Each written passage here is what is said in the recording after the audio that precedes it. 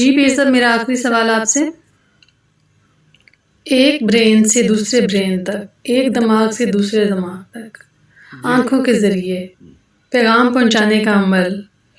اس کے بارے میں آپ عملیات کی روشنی میں کیا کہنا چاہیں گے؟ بسم اللہ الرحمن الرحیم، ایاک نعبد و ایاک نستعین۔ بڑا اچھا انہوں نے کویشچن کیا ہے کہ ایک برین سے دوسرے برین تک، ایک دماغ سے یعنی دوسرے دماغ تک کیسے پہنچا جاتا ہے، آنکھوں کے ذریعے آنکھوں تک کیسے پیغام دیا جاتا ہے۔ یہ بیسیکلی نورانی طاقت ہوتی ہے، روحانی طاقت ہوتی ہے۔ اس میں جب آپ پڑھائی کرتے ہیں، اب آپ ادھر بیٹھے ہیں لندن میں، تو آپ کا جو سائل ہے یا جو جس کو تکلیف ہوئی ہے وہ مانچسٹر میں ہے، بلیک برن میں بیٹھا ہے فار ایگزامپل، تو اب ادھر سے اس کی کال آتی ہے، تو ادھر سے پھر ڈسٹینس بڑھتا ہے 700 مائل فار ایگزامپل، تو پھر آپ اگر گاڑی چلا کر جائیں گے تو وہ لگیں گے آپ کو 4 گھنٹے۔ تو پھر جب آپ عمل پڑھتے ہیں، نورانی اور روحانی عمل پڑھتے ہیں ان کے نام کے ساتھ منسوب کر کر، اور جب وہ اپنے گھر کے ڈور کا دروازے کا آپ کو پکچر کھینچ کے بھیج دیتے ہیں، تو پھر آپ ایک برین سے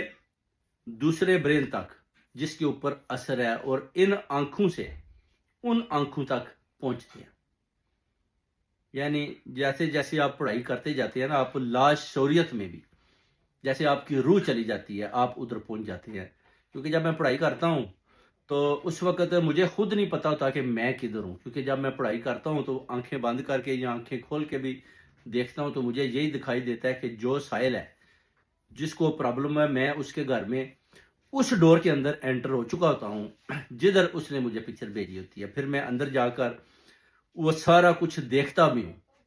دیکھنے کے بعد بھی اس کو بتاتا ہوں کہ آپ کے گھر میں کدھر کدھر یہ تعویذات پڑے ہیں، کدھر کدھر کیا پرابلم ہے، کس کس بچے کے اوپر کون کون سا وارو ہے، اور پھر آنکھوں سے آنکھوں کے ذریعے بھی ان کو میسج دیتا ہوں۔ کیونکہ جب وہ سو جاتے ہیں تو ان کو پھر میسج رات کو خواب میں بھی آ جاتا ہے، کہ وہ کہتے ہیں کہ جیسے ہی ہم آنکھیں بند کرتے ہیں تو پیر صاحب آپ کا چہرہ ہمارے سامنے آ جاتا ہے۔